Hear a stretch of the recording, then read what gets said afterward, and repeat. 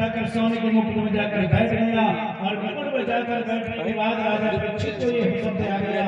राजा परीक्षित ये कहते कि मैं राजा पहिले मंगळ पब्लिक मैं का शब्द क्या होता है? साउंड कमी आहे पण त्याच्यात दम लागे साउंड। मैं का शब्द होता है अहंकार। जो व्यक्ति कहता मैंने किया, मैंने गाया, मैंने किया, कुछ भी कहने के बाद हमें बोलना नहीं चाहिए कि मैंने दिया, मैंने किया। मैं का शब्द होता है अहंकार। और जैसे ही राजा परीक्षित कलयुग जाकर बैठा, राजा परीक्षित ने कहा कि मैं राजा जिसकी प्रजा को इतना सुख दिया, हर प्रजा को मैंने सुख दिया और आज बताओ मुझे प्यास लगी कि महात्मा महर्षि आवाज सुनने के बाद में ढोंग रचा कर बैठा है। बाण निकाल लिए हैं पहले राजा परीक्षित ने समीक ऋषि को मारने के लिए, लेकिन उनको ज्ञान आया कि नहीं, ध्यान में बैठा हुआ व्यक्ति को, पूजन पाठ करने वाले व्यक्ति को, कथा सुनाने यज्ञ जाप तप करने वाले व्यक्ति को कभी भी हमें किसी भी प्रकार का विघ्न पैदा हमें नहीं करना चाहिए। और ऐसा करो कि जिससे सांप भी मर जाए और लाठी भी ना टूटे। महाराज ताली तो बजाना ही ना, बड़ी जोर से बज रही है भैया। राधे राधे। अरे जोर से बोलो ना भैया।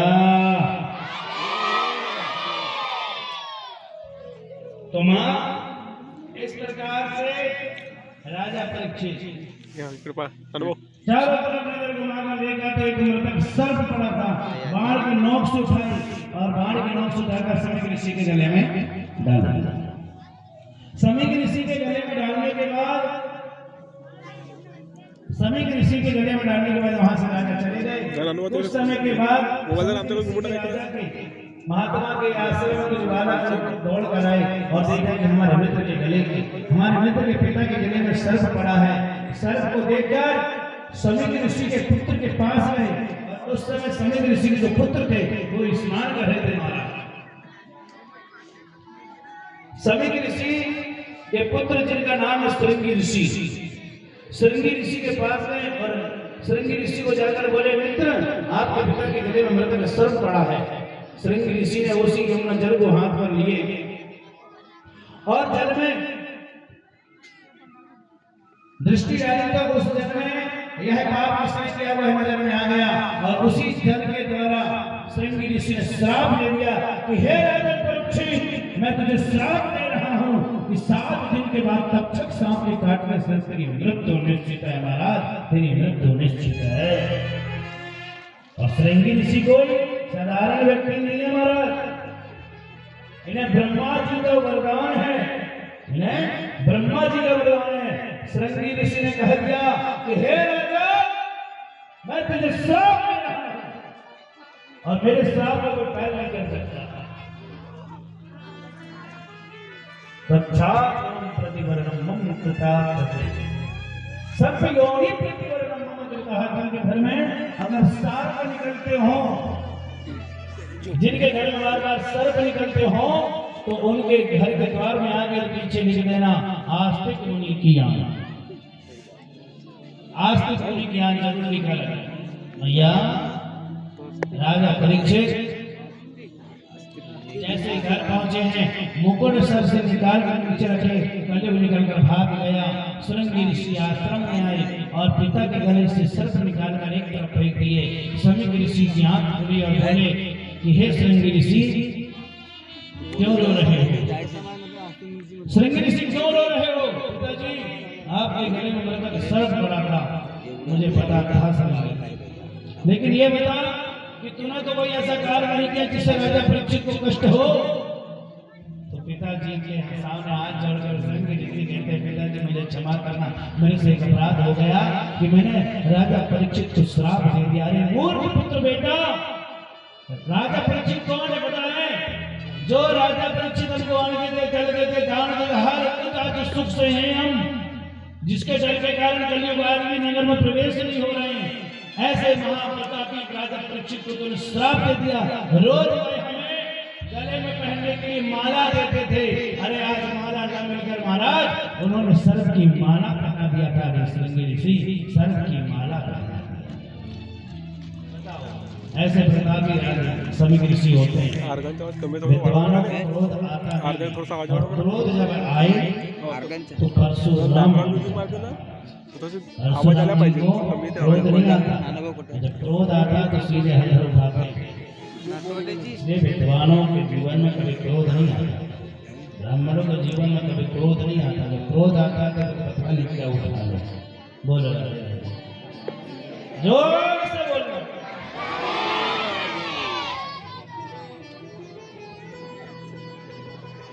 क्या लेके जाए, इसलिए कभी अपने घर में गुरूर मत करना। यहाँ पर राजा परीक्षित श्राप मिल गया। श्रृंगी ऋषि ने श्राप दिया। समित ऋषि ने अपने शिष्य को बुलाकर कहा, राजा नाम का कुरुमुख नाम का शिष्य है, कुरुमुख नाम के शिष्य को कहा कि जाओ और जाकर राजा परीक्षित से कहिए कि मेरे पुत्र के कारण आपको श्राप मिल गया है। 7 दिन के कोई ऐसी मार्ग अपना लेना कि जिससे आपको सुख प्राप्त हो गए। कुरुमुख ऋषि से पहुंचे हैं राजा परीक्षित के महल पर, उनको पवित्र आसन दिया, आसन पर बैठे हैं महाराज। और आसन पर बैठकर कुरुमुख ऋषि से कहते हैं कि हे राजा, मैं समित ऋषि का दूत से सेवा आपके लिए समाचार लेकर आया हूँ कि उनके पुत्र जो श्रृंगी ऋषि है उनके द्वारा तुम्हें श्राप मिल गया है महाराज। 7 दिन के बाद आपकी मृत्यु हो जाएगी। राजा परीक्षित की पत्नी इरावती ने जैसे ही सुनी मूर्छित होकर गिर पड़ी महाराज। और राजा परीक्षित को वहां पर क्रोध आना था, किसके ऊपर? श्रृंगी ऋषि के ऊपर। लेकिन नहीं महाराज, श्रृंगी ऋषि के ऊपर राजा परीक्षित को जरा सा भी दुख है, जरा सा भी क्रोध नहीं आया। और राजा परीक्षित ने श्रृंगी ऋषि को बोले, क्या बोले महाराज? श्रृंगी ऋषि को बोले कि हे श्रृंगी, आप महान हो, मेरे प्रणाम को आप यहीं से स्वीकार करना। मैंने इतना बड़ा पाप किया था कि मैंने एक तपस्वी महात्मा महर्षि के गले में मृतक सर्प डाला था। मुझे तो एक क्षण भी जीने का अधिकार नहीं होना चाहिए, एक पल भी मुझे जीने का अधिकार नहीं मिलना चाहिए। लेकिन श्रृंगी ऋषि की महानता देखिए महाराज कि एक दिन नहीं, उन्होंने मुझे जीने के लिए कितने दिन दे दिया? कितने दिन दिए? 7 दिन। 7 दिन दिए महाराज। और ये संसार के लोग जितने भी हैं 7 दिन के बाद ही दुनिया छोड़कर जाते हैं महाराज। आज चाहे आप हो चाहे मैं हूं, कोई भी हो इस संसार का, 7 दिन में ही उसको इस दुनिया छोड़कर जाना है। सारे लोगों को पता चला कि राजा परीक्षित की 7 दिन के बाद मृत्यु हो जाएगी। चारों तरफ से दूत प्रजा सब आ गए, सबने भगवान से जय जयकार करी और बोले, हे प्रभु, हमारे राजा के लिए कुछ सुख का मार्ग बता दीजिए। लेकिन यहाँ पर एक बात बताता हूँ, राजा परीक्षित ने सुनकर बोले कि हे गुरुमुख, मेरा भी एक संदेश राजा तक समित ऋषि के पास लेकर जाओ और उनसे ये कहना, ध्यान देना, उनसे ये जरूर कहना कि जिस दिन मेरी मृत्यु हो, जिस दिन मुझे रस्सी से बांधा जाए, नाक में रुई लगा दिया जाए, केले में सुला दिया जाए, सारा शरीर को रस्सी से बांध दे, लेकिन उनसे ये जरूर कह देना कि मेरे दोनों हाथों को नहीं बांधना। जो 4 के कंधे पर चपेट कर मैं जाऊं महाराज, तो ये दोनों हाथ जो है वो मेरे सैया के बाहर आए। गुरुमुख शिष्य ने बोले, महाराज ऐसा क्यों, ऐसा क्यों? राजा परीक्षित अपने हाथ को इसलिए नहीं बंधवा रहे थे महाराज कि वह यह बताना चाहते थे संसार के लोगों से कि मैं 7 द्वीपों का राजा था, 7 द्वीपों के राजा था। 7 द्वीपों के राजा के पास किस चीज की कमी है? लेकिन मरने के बाद कोई किसी का नहीं होता। मरने के बाद एक धन भी काम नहीं आता है। खाली हाथ आया था, खाली हाथ चला गया। खाली खाली हाथ को देखकर लोगों को ये लगेगा कि देख 7 द्वीपों का राजा था, लेकिन मरने के बाद खाली हाथ जा रहा है। इसीलिए वह अपने हाथों को बोलिए महाराज एक बार और इसलिए कभी भी हमें अपने जीवन में कभी भूल मत लाना। इस प्रकार से महाराज भगवत नाम का यही वर्णन है। सुखदेव जी महाराज बोले कि राजा परीक्षित 7 द्वीपों के राजा परीक्षित को यह सुख भोग मिला। अंत में तक्षक सांप के काटने से उनकी मृत्यु। भगवान श्री लोकनाथ गंगाधारी छाला डम डम डम डम डम शोभित गले में सर्प शोभित कंठ कानों में बिच्छू शोभित मृग छालाधारी जटा गंगाधारी भुजंग तुंग लोकतम डम डम डम डम डम डम डम शोभित मृग छाला कैलाश शोभित है। ऐसे महाकाल को बारंबार प्रणाम। बोले महाकाल भगवान की शंकर बोले बाबा त्रिलोकीनाथ महाराज भगवान शंभु की जितनी बड़ाई करूं मैं उतना ही मेरे लिए कम। शंकर त्रिलोकीनाथ महाराज। कई लोग को आपने देखा है, कई लोग लिए चंदन और ऐसा लगा लेकर कहते हैं कि मैं शंकर का भक्त हूं।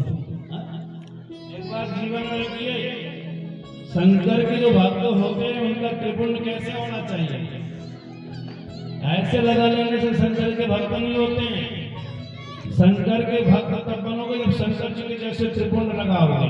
शंकर जो होते हैं वो त्रिपुंड पहले हाथ होता ऊपर गया है, फिर ऐसे आया, फिर यहाँ ऊपर गया, फिर नीचे, फिर यहाँ ऊपर, वो होते शंकर के भक्त। जो लपेट लिए कैसे बोले ना, वो शंकर के भक्त नहीं होते, ओगर दानियों के भक्त होते हैं महाराज। ओगर दानियों के भक्त होते हैं। शिव के भक्त जो हैं, जो राम के भक्त हैं। पहली बात तो हर व्यक्तियों को मस्तक में तिलक, हर व्यक्ति के मस्तक में तिलक होना चाहिए।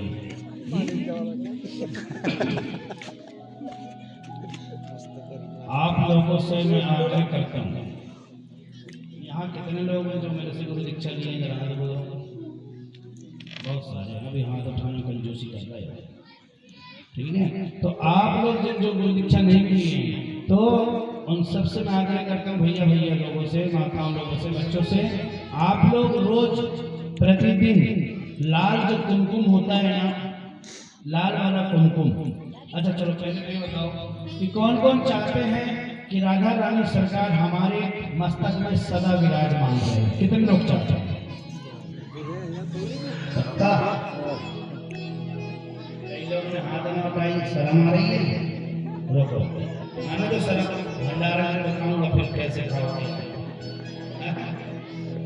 एक बार बता दूं, आप सबके लिए आप लोग प्रतिदिन अपने मस्तक में लाल श्री जी का तिलक लगाया करें। लंबा, ज्यादा लंबा नहीं लगा सकते, शर्म के मारे तो मत लगाओ, लेकिन लाल भैया लोगों से भी आता है कि लाल जो कुमकुम की जो सीढ़ी आप देख रहे हैं, इसे कम से कम इतनी बड़ी लाइन हमारे मस्तक में सदा लगे रहना चाहिए।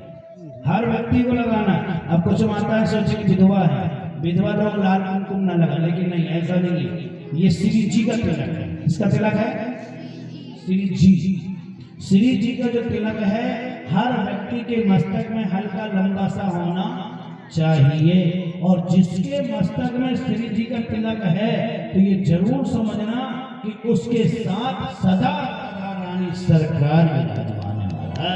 और जहाँ राधा रानी है वहाँ तो ये अपने आप चला आएगा। कहते हैं ना, राधे राधे जप करो, श्याम नाम रस पिया करो, राधे राधे जप करो, श्याम नाम रस पिया करो, राधे राधे जप करो, श्याम नाम रस पिया करो, राधे राधे जप करो, श्याम नाम रस पिया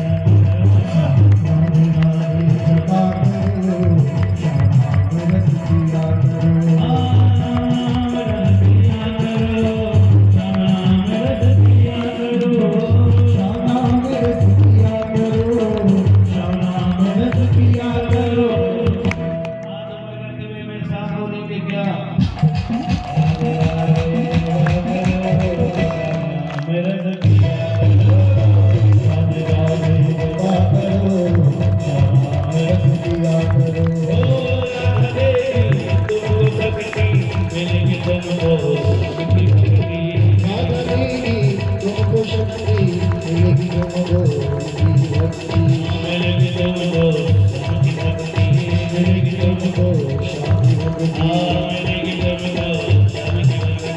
मिलेगी तुमको शांति भक्ति रास में डूबा करो राधे राधे राधे राधे कृपा करो राम रस दिया करो